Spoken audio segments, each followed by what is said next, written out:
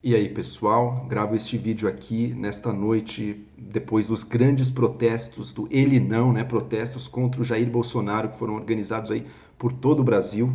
Já é mais de meia-noite agora, mas eu ainda ouço aí pelas ruas reverberações, grupos de pessoas que participaram dos protestos e foram realmente, assim, muito grandes, né? Foram, assim, uma magnitude que acho que surpreendeu muita gente. Teve até uma tentativa de protestos a favor do Bolsonaro, mas foram muito mais esvaziados, muito menores, e os protestos contra, assim, uma grandeza assim, que realmente impressiona pelas fotos, né?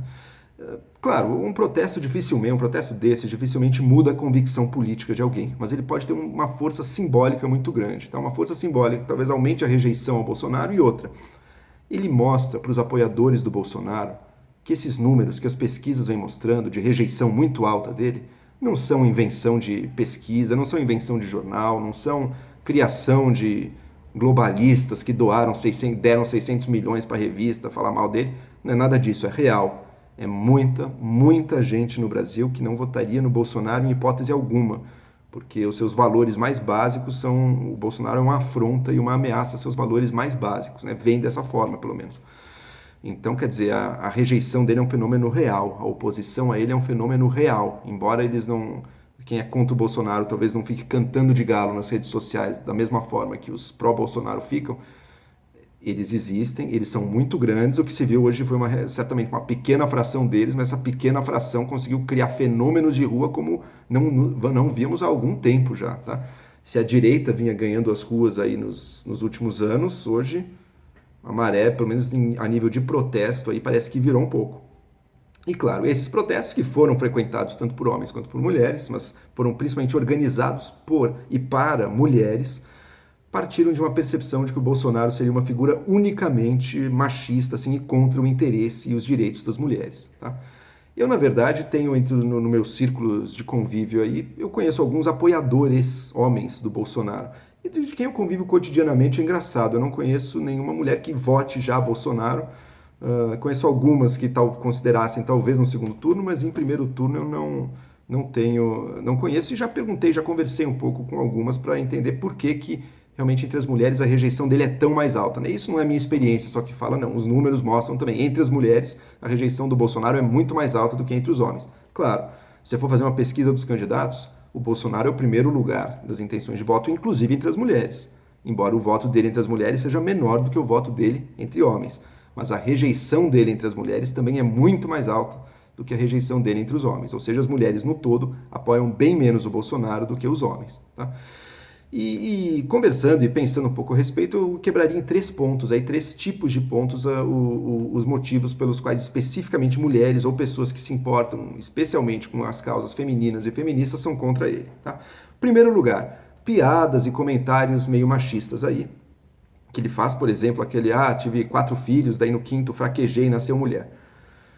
Esse, na verdade, eu não vejo como isso distingue ele muito de outros candidatos. Né? Ciro Gomes tem comentários assim, lembrar da piadinha que ele fez com a mulher dele anos atrás. Lula também já fez piadas mais machistas aí. Então, nesse ponto, o Bolsonaro não se distingue muito dos outros, e é mais que as pessoas são muito contra ele, então, quando fala alguma coisa mais machista nesse sentido, vira-se contra ele um ânimo que contra os outros não se vira. Só que o Bolsonaro não para por aí também. Ele tem dois outros tipos de manifestação ou de ação que são mais graves no sentido das pautas femininas. O primeiro é o tratamento, inclusive tratamento público, que ele desfere ou já desferiu contra algumas mulheres aí ao longo da carreira dele. Tá? Por exemplo, dizendo que a Maria do Rosário, ofendendo ela, dizendo que ela não merecia ser estuprada por ser muito feia. Se isso é incitação ao estupro ou não, isso é outra história. Eu até acho que não deveria ser enquadrado como apologia ao estupro, mas que é um comentário de uma grosseria, de uma ofensividade, de uma falta total de decoro e qualquer mínimo de senso de honra ou de postura, não tem a menor dúvida, né? E outra, mano, chamar uma jornalista de vagabunda, vagabunda. E isso não é um cachaceiro da esquina gritando a Deus dará.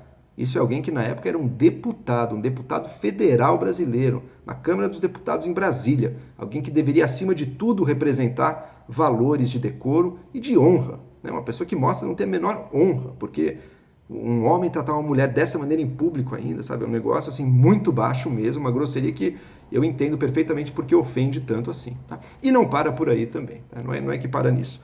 Além disso, tem também, às vezes, posturas e ações concretas contra pautas femininas, algumas quase inexplicáveis, né? Por exemplo, Bolsonaro foi coautor aí de um projeto de lei que visava tirar das vítimas de estupro o tratamento de urgência no SUS. Tá? Teve uma lei que fez com que deu a mulheres que são vítimas de estupro um tratamento preferencial de urgência junto ao SUS para resolver direto, cuidar dos ferimentos, cuidar da mulher imediatamente depois do estupro. Tá? Bolsonaro Bolsonaro criou um projeto de lei, autorou um projeto de lei, coautorou um projeto de lei para tirar isso, para impedir que mulheres recebam um tratamento de urgência no SUS, sabe? Com uma justificativa paranoica de que a finalidade disso é liberar o aborto no Brasil. Sabe? Ou seja, tirou uma coisa assim, uma pauta importante. Imagina uma vítima de estupro não ter o acesso, passou por aquele trauma, por aquela violência e não ter um tratamento mais rápido ali. Então, realmente, dá para entender porque muitas mulheres, e não só elas, todas as pessoas que se importam com a causa da mulher, se posicionam fortemente contra ele. Tá?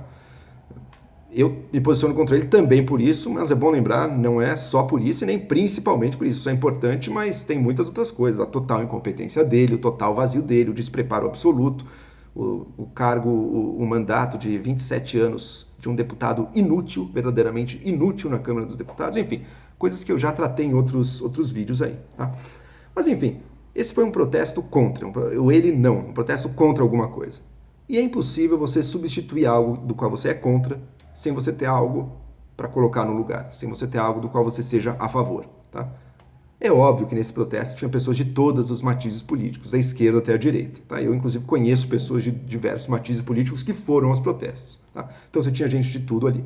Mas é inegável que grande parte das pessoas ali tenham sim uma resposta do que elas querem pôr no lugar de um Bolsonaro, o que elas querem como alternativa ao Bolsonaro. E muitas delas, eu devo dizer, ficou claro também por muitas fotos, defendem o projeto do PT, defendem botar o Haddad ali, ou no fundo talvez o Lula ali no lugar na presidência da República a partir de 2019. Óbvio que não formalmente, mas na prática, né? Ou seja, para muitas pessoas o ele não é já parte de uma campanha pró-PT, né? Caindo nessa polarização que eu tenho tentado de todas as maneiras combater aqui no Brasil, tá? Vamos deixar uma coisa clara, sim, Bolsonaro é deplorável e eu não quero de forma alguma que ele seja presidente do Brasil. Agora, o projeto do PT e o Fernando Haddad não estão muito melhor nessa foto, não. Tá? Um projeto do PT que conta com um programa de governo que está falando de coisas como o controle da mídia, que está pensando em nova Constituição. O que seria a nova Constituição do Brasil? Né? Imagina esse poder aí nas mãos, num Brasil capitaneado pelo PT. Tá? Que pensa em coisas como um programa econômico de estender o crédito artificial, assim, muito mais do que Dilma fez, ou seja, para aprofundar nossa crise econômica, para chutar o balde, para deixar a população desesperada mesmo. E a gente está vendo na Venezuela que uma população pobre e desesperada é perfeitamente compatível com um ditador que mantém seu poder cada vez mais forte. A população nem sempre se rebela, o desespero econômico não leva à mudança do regime, às vezes ao contrário. Tá? Ou seja, um projeto desastroso do PT e mais. A gente tem José Dirceu, que há poucos dias, que está livre, leve e solto pelo Brasil, há poucos dias falando de que o PT vai chegar no poder sim, se não for pelas urnas, é sem as urnas. Falando isso livremente, abertamente.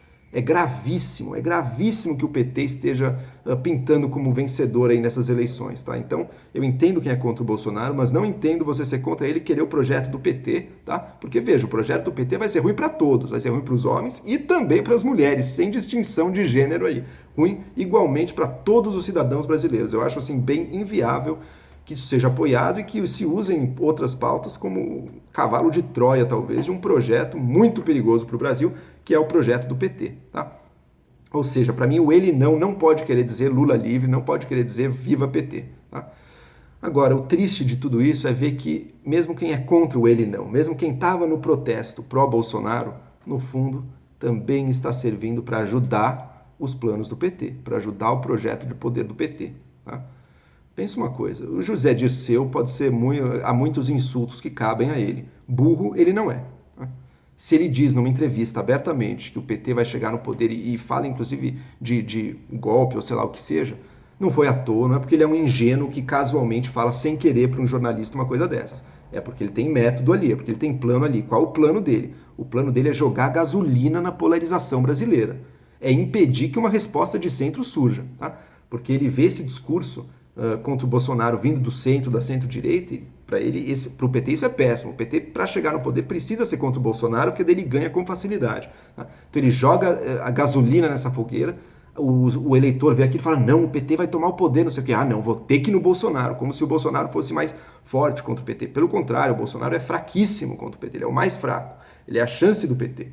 Então esse voto que com medo do Dirceu, com medo do Haddad, com medo do Lula, corre para o Bolsonaro, este é o plano do Dirceu, este é o plano do Haddad, este é o plano do Lula. É isso que eles querem, essa polarização que leva Haddad e Bolsonaro para o segundo turno. Eles já estão quase empatados nas pesquisas de primeiro turno, hein? Que leva Haddad e Bolsonaro para o segundo turno e Haddad vence, tá? Porque a rejeição ao Bolsonaro é altíssima, como a gente viu nos protestos de hoje. Foi uma pequena parcela, a rejeição é alta. Ou seja, fazer essa polarização, fazer com que a rejeição ao Bolsonaro se torne apoio ao PT é parte dos planos do PT. E fazer com que a rejeição ao PT se torne apoio ao Bolsonaro também é parte dos planos do PT. Temos uma semana até as eleições. É difícil mudar? É muito difícil mudar. É provável que isso mude? Não, não é. Infelizmente não é. É improvável que isso mude. Mas dá para mudar. A minha política pessoal, eu votaria feliz em Alckmin, votaria feliz em Marina, em Amoedo e em Meirelles. Eu vou observar essas próximas pesquisas. Quem tiver na frente para mim de candidatura de centro, é nesse voto que eu vou. A nossa última esperança é essa, favorecer algum candidato de centro, seja centro-direita, seja um pouquinho mais centro-esquerda, mas uma candidatura responsável que possa impedir esse cenário de apocalipse que é Haddad e Bolsonaro. Tá? Eu sou totalmente favorável, sim, ao ele não. Mas eu também sou totalmente favorável ao eles, o PT, também não. A gente tem que fugir dessa armadilha. E essa armadilha, em última análise, favorece o PT no segundo turno. Se você não quer ver o PT chegar lá, se você está oposto ao projeto deles, não vote no Bolsonaro.